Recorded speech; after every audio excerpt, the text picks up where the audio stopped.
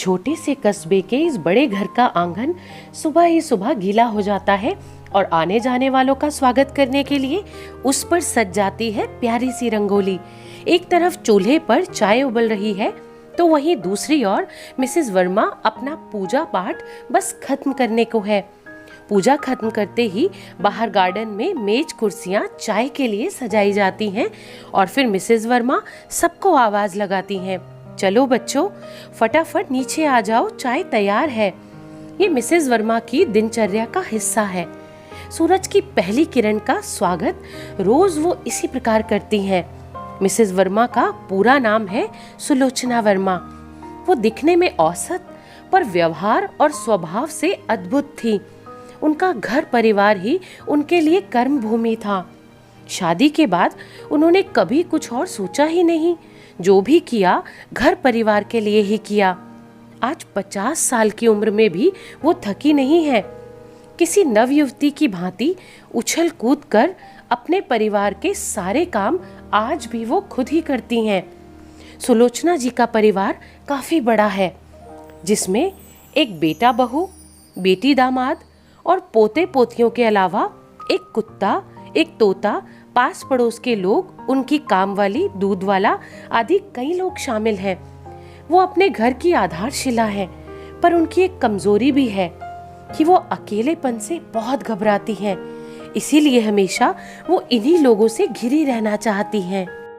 एक दिन वो अखबार पढ़ रही थी कि तभी उनकी बहू ने आकर कहा, माँ मैं स्कूल के लिए निकल रही हूँ, आज तनु को भी मैं ही ड्रॉप कर दूंगी, आप प्लीज उसके लिए पूड़ी बना दीजिएगा। उनकी बहू स्कूल में टीचर है। यहाँ पर सास बहू वाला कोई ड्रामा नहीं चलता। दोनों ही अपने रिश्ते को लेकर काफी सुलझी हुई हैं। तनु उनकी 4 साल की पोती है, जिसकी देखभाल वो खुद करती है। सबके अपने अपने काम पर निकलने के बाद घर में लगभग 5-6 घंटे कोई भी नहीं होता, पर मिसेस वर्मा कभी अकेली नहीं होती। खाना बनाते बनाते वो अपनी काम वाली की समस्याएं सुनती हैं, फिर उनके निदान भी देती हैं। उसके बाद दूध वाले की गाय आजकल कौन सा चारा खा रही है, गाय का बछड़ा कैसा है आदि पर चर्चा होती है। उनके स्वभाव की एक खासियत उन्हें सबके बीच प्रिय बनाती है। वो सबके साथ होते हुए भी किसी के साथ नहीं होती।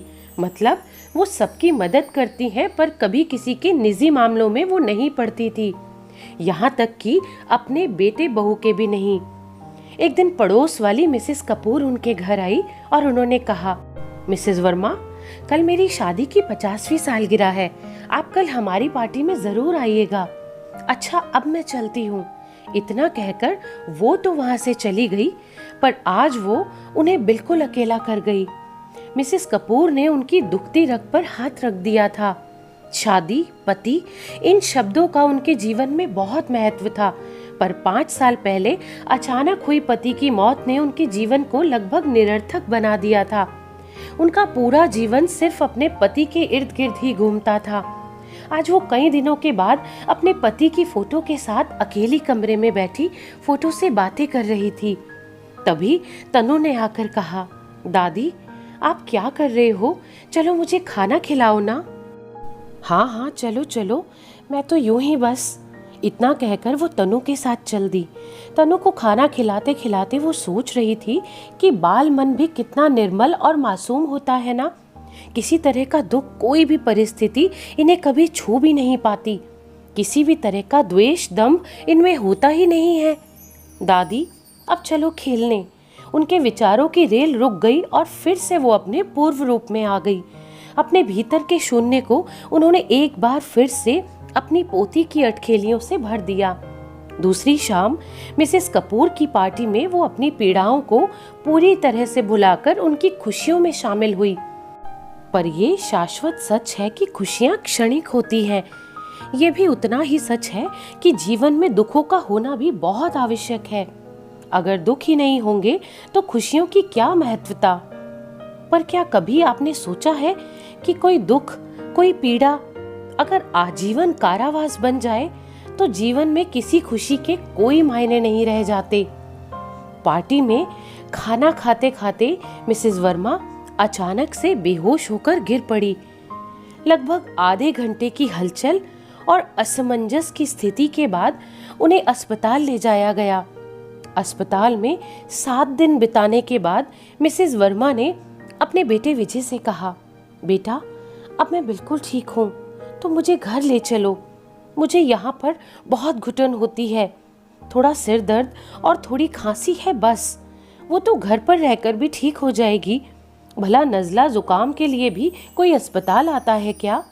तो उनके बेटे ने कहा, हाँ माँ, बस 2-3 रिपोर्ट्स आ जाने वाली हैं, फिर हम घर चलेंगे। मिसेस वर्मा का बेटा तब ये नहीं जानता था कि वो अपना वादा पूरी तरह से नहीं निभा पाएगा। खुशियां आने से पहले दरवाजे पर दस्तक जरूर देती हैं, मगर पीड़ाएं हमेशा ही दबे पांव ही घर में दाखिल होती हैं। तभी नर्स ने आकर उनके बेटे विजय से कहा, सर आपको डॉक्टर ने अपने केबिन में बुलाया है, आपकी माँ की रिपोर्ट्स आ गई है। इतना सुनते ही मिसेस वर्मा ने अपना सारा सामान समेटना शुरू कर दिया। विजय भी लंबे कदम भरता हुआ डॉक्टर के पास पहुंचा। उसे देखते ही डॉक्टर ने कहा, आइए मिस्टर वर्मा, मिसेस वर्मा की सारी रिपोर्ट्स आ गई हैं। खबर कुछ अच्छी नहीं है। हमने कुछ टेस्ट आपको बिना बताए किए हैं, जिसमें से उनका HIV टेस्ट पॉजिटिव आया है। सिर्फ इतना ही नहीं, उनका इन्फेक्शन अब स्टेज 3 एड्स में तब्दील हो चुका है, जिसकी वजह से उनके शरीर के कई अंग जैसे किडनी, ब्रेन आदि काफी प्रभावित हुए हैं। उनकी खांसी भी कोई साधारण खांसी नहीं है, उन्हें TB है। विजय सिर्फ सुनता जा रहा था। उसे ऐसा लग रहा था कि जैसे कोई ट्रेन तेज गति से उसकी ओर बढ़ती हुई आ रही है। उसके मुंह से सिर्फ इतना ही निकला, कैसे? मेरी माँ तो काफी धार्मिक प्रवृत्ति की महिला है। इस पर डॉक्टर ने कहा, मिस्टर वर्मा, आपके मुंह से ये सवाल अच्छा नहीं लगा।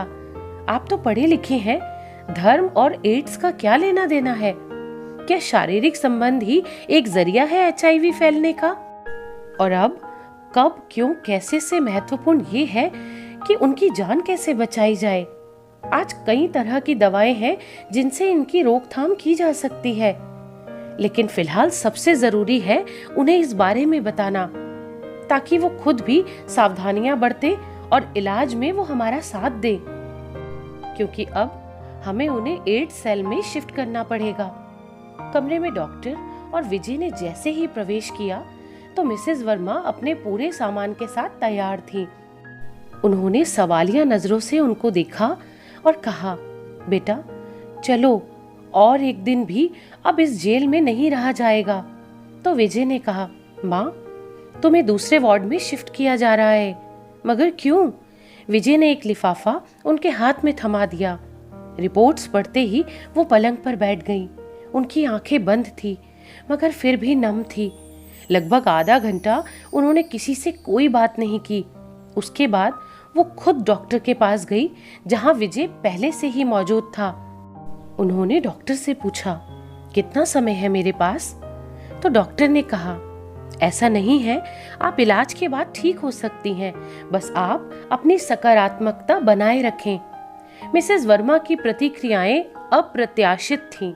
भगवान के उड़ाए इस मजाक का उन्हें जरा भी अचरज नहीं था। ऐसा लगता था कि मानो उन्हें ये सब पहले से ही पता था। वो बड़ी शांति से एड्स सेल में जाने की तैयारी कर रही थी। तभी विजय आया तो उन्होंने कहा, विजय तुम्हें याद है जब तुम्हारे पापा सख्त बीमार थे और तुम मुंबई हॉस्टल में पढ़ते थे, और फिर एक दिन अचानक पापा चल बसे। किसी को समझ में नहीं आया कि आखिर बीमारी क्या थी। मैंने तुम्हें भी यही बताया था ना? झूठ कहा था मैंने। मैं जानती थी कि तुम्हारे पापा को क्या हुआ था। उनकी मौत एड्स की वजह से हुई थी। कमरे में पसरा सन्नाटा तोड़ने के लिए विजय के पास कोई शब्द नहीं थे। तब उसने कहा, पर क्यों माँ, तुमने क्यों नहीं बताया? विजय, हमारा समाज ऊपर से परिपक्व दिखता है, मगर अंदर से है नहीं। एड्स को लेकर हमारा समाज आज भी कई तरह की गंदी सोचों से पीड़ित है। मैं तुम्हारे पापा की मृत्यु को कलंकित नहीं होने देना चाहती थी। अगली सुबह एड्स सेल में उनकी शिफ्टिंग हुई। वो उस वार्ड को देखकर सोच रही थी कि ये बीमारी इतनी भयानक है नहीं जितना कि इससे बनने वाला माहौल। सभी अपनी अपनी पीड़ाओं से व्यथित थे। उस वार्ड में 70 साल के बूढ़े भी थे और 18 साल के युवा भी। मिसेस वर्मा की हालत उस माहौल से कहें या फिर बीमारी से बद से बदतर होती जा रही थी। रोज किसी न किसी टेस्ट के लिए उनका खून वेदनापूर्ण तरीके से निकाला जाता था। सैकड़ों दवाइयां रोज दी जाती थी, उस पर 50 इंजेक्शन। फिर दिन भर बस अपने पलंग पर वो पड़ी रहती थी और छत को ताकती रहती थी। अब उनके साथ बस उनका अकेलापन था। बेटे बहू 2 दिन में एक बार जरूर मिलने आते थे। इस पर उन्हें संतोष होता था, क्योंकि उनके साथ वाले बिस्तर पर जो व्यक्ति था उनसे मिलने पिछले 3 महीने से कोई नहीं आया था। आज 1 महीने के बाद उनकी हालत पूरी तरह से खराब हो चुकी थी। कई तरह की बीमारियों ने उन्हें जकड़ लिया था। वो दवाइयों को भी रिस्पॉन्ड नहीं कर रही थी, पर उन्हें कहीं ना कहीं जीने की इच्छा थी। अपनी पोती के पास अपने घर में वापस जाने की इच्छा थी, और इसी इच्छा शक्ति के जोर पर वो चमत्कारिक रूप से ठीक होने लगी और 6 महीने बाद वो पूरी तरह से स्वस्थ और सामान्य हो गई। डॉक्टर ने उन्हें घर जाने की इजाजत भी दे दी। वो बहुत खुश थी। एक बड़ा युद्ध जीतकर मृत्यु को पराजित करके वो घर लौट रही थी, पर वो ये नहीं जानती थी कि इन 6 महीनों में सब कुछ बदल चुका है। बाहर की दुनिया अब उन्हें स्वीकार करने को तैयार नहीं थी। घर जाते ही उन्होंने महसूस किया कि जितनी खुश वो थी, उनका घर नहीं था। फिर भी उन्होंने पहले की तरह ही अपने घर की कमान संभालने की कोशिश की। बेटे बहू ने कभी उन्हें कुछ नहीं कहा, पर फिर भी एक लकीर जरूर बन गई थी। अब ना तो वो रसोई में कुछ बनाती और ना ही अपनी पोती को वो अपने हाथों से खाना खिला पाती थी। वो जानती थी कि ये सब जरूरी है, पर ये सावधानियां उन्हें ठेस पहुंचाती थी। अब ना तो पास पड़ोस वाले आते और ना ही कोई बात करता। यहाँ तक कि काम वाली बाई भी अपना काम खत्म करने की जल्दी में रहती। तनु भी अब स्कूल से ड्राइंग क्लास जाती थी। घर का ये अकेलापन अब उन्हें अस्पताल के सन्नाटे से भी ज्यादा डरावना लगता था। एक दिन उन्हें फिर से चक्कर आया और वो गिर पड़ी। अस्पताल में सारे चेकअप के बाद डॉक्टर ने उनसे कहा, मिसेस वर्मा, आप तो बिल्कुल ठीक है। तो उन्होंने कहा, हाँ डॉक्टर, मुझे पता है। तो डॉक्टर ने कहा, तो फिर? तो मिसेस वर्मा बोली, मैं मृत्यु से लड़ाई तो जीत गई, पर समाज के मोर्चे पर मैं हार गई। अब ये सब बर्दाश्त नहीं होता। अपनों के ऐसे व्यवहार से तो अच्छा है कि मैं अपने जैसे लोगों के साथ रहूं।